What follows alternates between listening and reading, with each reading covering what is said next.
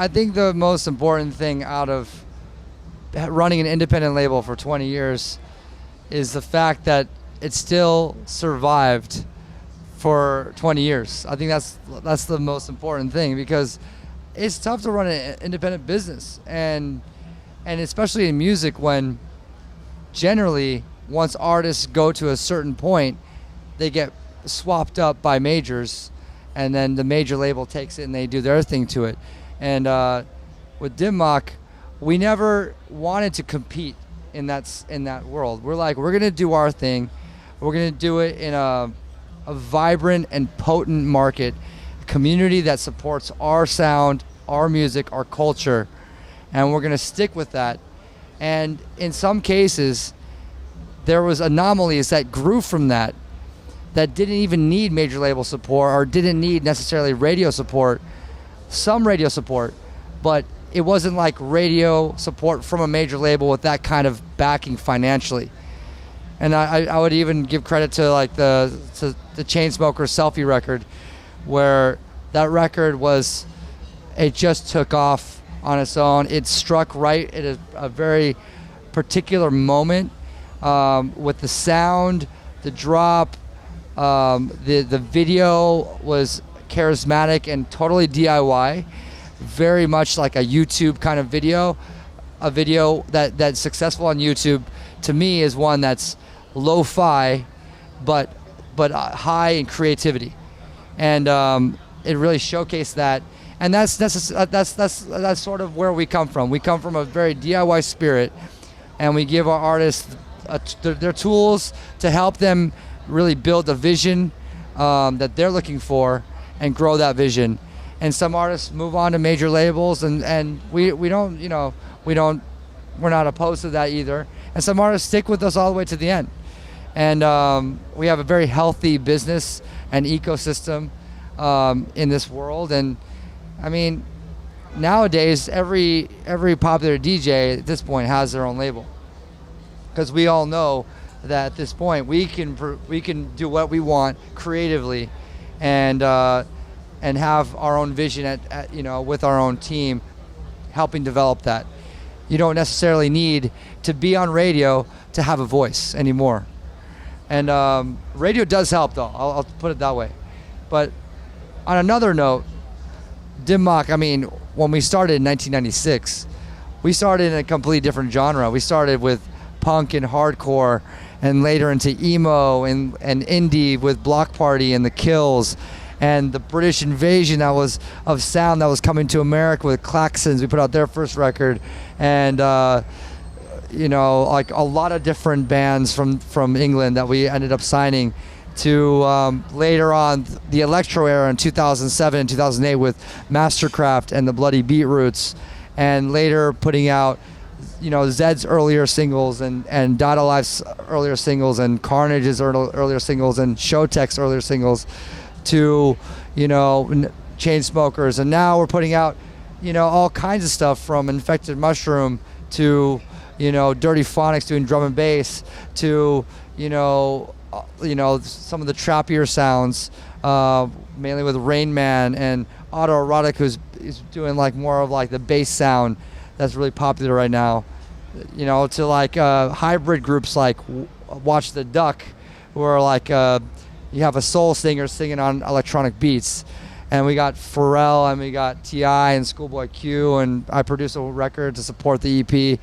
And later, coming up soon, is a hip-hop mini mixtape that I produced around this killer on the mic named Lil Uzi Vert. And he was in the studio with me for a week in LA at our Mak studio. I knocked out 6 songs, 4 in the studio with him, and 2 after he left with acapellas that he gave me. And this is my first time producing another artist that's not like Steve Aoki featuring. This is Lil Uzi Vert, with my production on all these different beats. And that's really exciting to be able to do that and have that platform at Mak. Neon Future 1 and 2 is actually like they all work together as a package. And from Linkin Park to Fall Out Boy to Kid Ink with Boneless and Machine Gun Kelly with Free the Madness. And, like with Fall Out Boy, we did work in the studio, in my studio, and it was incredible to watch Patrick Stump and Pete Wentz you know, like figure out lyrics on the spot and do top lines, and Patrick just nails it. Like 2 takes in, he just nailed it. Like he's an incredible singer.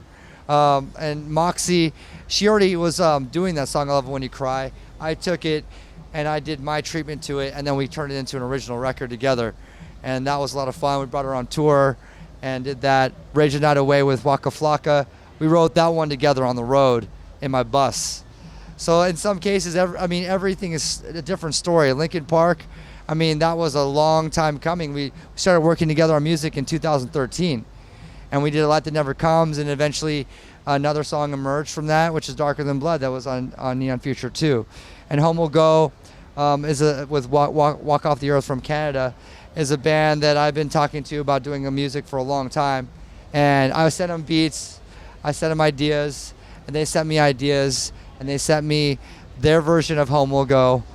I did my treatment to it, and then we made that an original song for the album.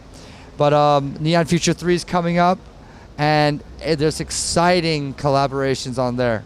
Neon Future 3, I mean, right now that I can announce is I have my next single, which is coming out at the end of March, with Felix Jan and Adam Lambert. And that was a really interesting collaboration because I started working on this record, but I needed to get someone to really make it different, make it unique. And I was looking through the different list of producers, and Felix Jan was absolutely the sound that I would love to get on this record. And we collaborated on this thing. We went back and forth from Germany to LA and Germany to Vegas, because I was also working in Vegas. I mean, it was a lot of fine tuning, a lot of attention to detail, and making this a true collaboration from both of our worlds. And then when we were done with that, we shipped that off to Adam Lambert, put it on a little pigeon's toe, and let that bird fly to Adam's house. He heard it. Well, not really, but he heard it. He loved it. He jumped in my studio. We did 1,000,001 takes with Adam. The guy is a true professional.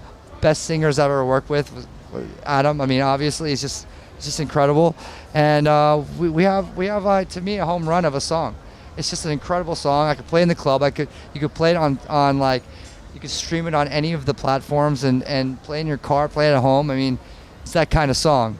And then we did a song with, I did a collaboration with Bohm and Walk the Moon. And that's also another great song that I've been playing out in the club. Another great song to play out on radio.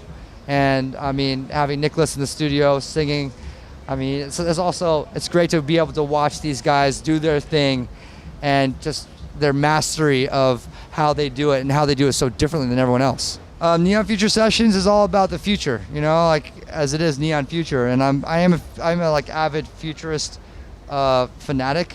I read a lot of science fiction books, and I started as science fiction books, and then I started transforming my reading into books that were by authors talking about science, fact, and also the trajectory of where we're going in science, and mainly around this one futurist named Ray Kurzweil. So around the time when I started picking up the book on Ray Kurzweil, I wrote a song called Singularity, which is what Ray Kurzweil's, you know, he wrote a book called Singularity is Near. That's kind of his thing. And it's just the idea that where we're going with technology and science and how fast-paced everything is, it's not a linear curve. It's a exponential curve. So we're at a really critical stage of a development in science and tech. And it's really exciting to talk to some of these people that are doing research on cellular degeneration and reversing cellular degeneration. Imagine reversing your cells from dying or overpopulating or mutating. You would avoid getting cancer. You would avoid having Alzheimer's or dementia. You would essentially live for as long as you want to live. You would live forever. And these are all like ideas of science fiction that we're trying to, you know, fine tune and really make it science fact. You know, I do a lot of shows around the world, and the most important thing is about making each show special and each show unique to the audience that I'm playing to. You know, I want to make it something that where they feel like It doesn't matter how many other people are watching. Like Tomorrowland, you know, like when you play in front of that stage, in front of all those people, and you like know that there's people watching online, you still want to make it feel like, hey, this is special for us. This is special for this moment right here. And a lot of the time, it's like it's the influence of the music that I'm digging right now. It's not just like, I mean, of course, like I am representing the Steve Aoki sound. I'm representing dim mak music, and I have to play those songs. And I want to play those songs, and I want to play all the new music. I'm like, for all the fans out there that I love it when you cry, or boneless, or no beef. Here's a new one for you that no one else has heard, you know. And like, I think that's like the most important thing is the musical story that you tell, not necessarily the entertainment that you bring, but you got to bring the musical story first, you know, and like make sure that narrative and that flow, the web and the flow of that is going to really bring people into emotional peaks and bring people to like highs, energetic highs, bring people down, you know, like you have to have that kind of element there. And then like I bring in the different things to make the show exciting and you know, I mean, no matter how many times I've caked people in the face, when you cake someone, it's like it's as if they're the only person in the world that ever got caked, you know. In 2011, I was promoting a song called "Turn Up the Volume" by Autoerotic. They shot a music video of cakes exploding in slow motion in people's faces, and it was really beautiful, very cinematic, and it exploded online. So I used the idea of this cake exploding in your face at a show while I'm playing the song, and I wanted people to make that connection. And so I would always put on the cake, turn up the volume, and I would cake someone, and I put it up online on my YouTube channel, because YouTube is absolutely the new source of how people find out about information and music and what's going on. And like we control that. That's what's so amazing about YouTube. So I put it up on YouTube. It blew up virally online, and in a few months, people were bringing cake me signs. And so I went from 1 cake to 3 cakes to 6 cakes. Then I went overboard to like 15 cakes, and now the magical number is 10 cakes. So a few years back, I created the charitable fund, and you know, I was like, we do so much. We're like out there on the road as DJs. I'm saying we as DJs. We're out there in the world. We're touring. We're making music. We're having fun. But you know, there's so much more that we can do. We have a voice, and a lot of people are listening. And you could really help people out. You could really like help a cause. You could really help people that are distressed in situations. You could really help different situations, different things that aren't getting the attention. Because it's not just about raising money. It's about raising the awareness. And there's so many different issues at hand. So, I mean, I always urge other people, like, hey, whatever like you feel strongly about, you should be talking about it.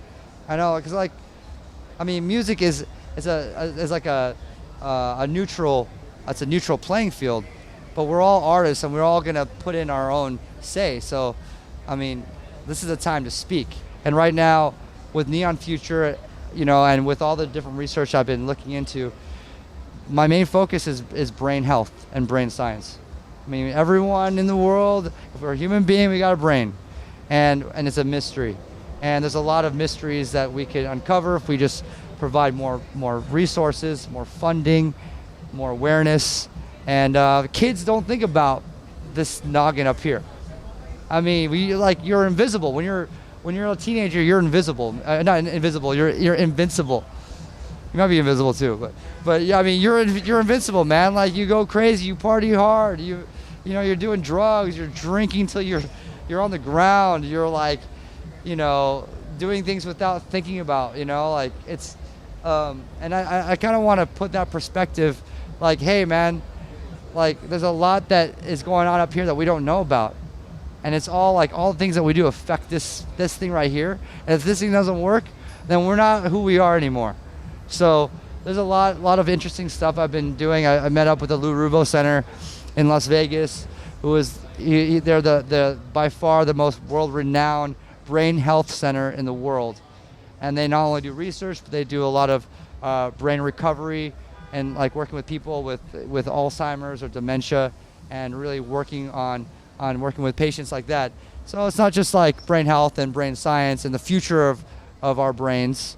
but brain recovery too for the people that get it. Because at the end of the day, if you don't get cancer, you will get something up here that will make you lose your memory or make you go crazy. That's not the two things you don't want to have. Hey, what's up? It's Steve Aoki, and this is Grammy Pro.